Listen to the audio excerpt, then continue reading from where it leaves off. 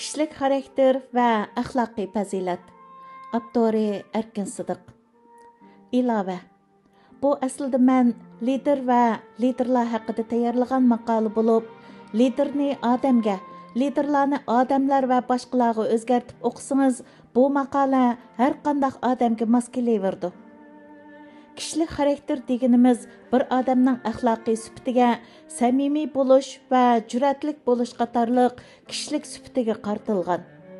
Bir liderning hayotidagi har xil ahvollarga qanday muomala qiladiganligi uning kişilik xarakteri yoki fazilatining qanday ekanligini ko'rsatib berdi. Krizis bir odamning xarakterini yetildirmaydi, ammo uning xarakterining qandayligini oshkorlab berdi. Adam bir oңышсызлыкка yo'liqqanda mundaq ikki xil yo'ldan birini tanlashga majbur bo'ladi. Axloqliq bo'lish yoki murassa qilish. Har qitim axloqliq bo'lishni tanlagan odam bundaq tanlash bir salbiy oqibatni keltirib chiqargan taqdirdimi, har qitim burunqidan kuchli bo'lib ma'udi.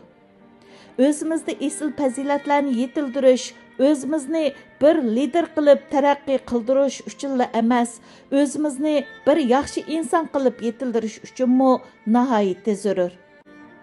Sizning xarakteringiz sizning kim ekanligingizni belgilaydi. Sizning kim ekanligingiz sizning nimani ko'rdiganligingizni belgilaydi. Sizning nimani ko'rdiganligingiz sizning nima ishni qildiganligingizni belgilaydi. Şunlaşqı bir liderning qandaq ish elib bordiganligini uning xarakteridan ayirib qarag'ili bo'lmaydi. Agar bir liderning niyati bilan harakati davomli o'zaro qarama-qarshi bo'lib mangdi ekan, siz uning kishilik xarakterini kuzatish orqali nima uchun ashundaq bo'ldiganligini bayqay olasiz. Odamning bir qism talantlari tug'ma bo'ladi, ammo kishilik xarakteri xususiy tanlashdir. Biz o'zimizning ota-onasini, tug'ilgan va o'sib yetilgan yurtini va o'zimizning talantlarini o'zimiz tanlay olmaymiz. Ammo o'zimizning xarakterini o'zimiz tanlay olamiz.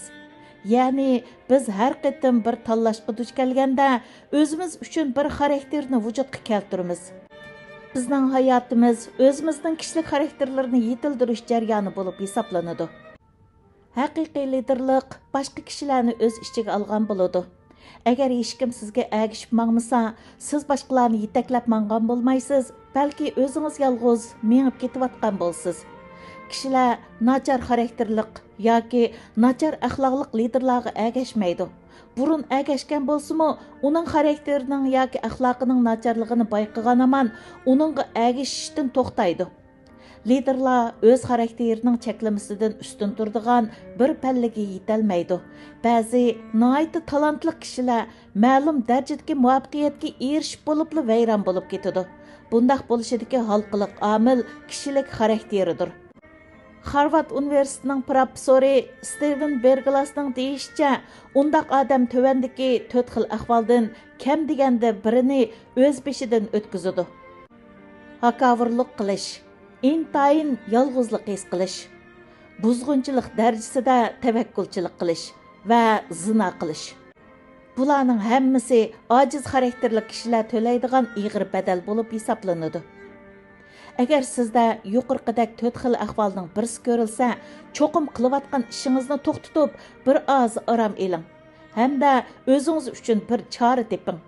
Agar xarakterdagi ojizliklar o'z vaqtida o'zgartirilmaydigan, vaqtning o'tishiga ergishib, undaq ojizlik texmi ig'irlashib mangdi. Siz oilangizda, xizmatingizda va jamiyatda boshqalarni yetaklaydigan vaqtingizda siz uchun eng muhim boyliqning kishilik xarakter yoki esil axloq fazilat ekanligini hargizmi unutib qolmang.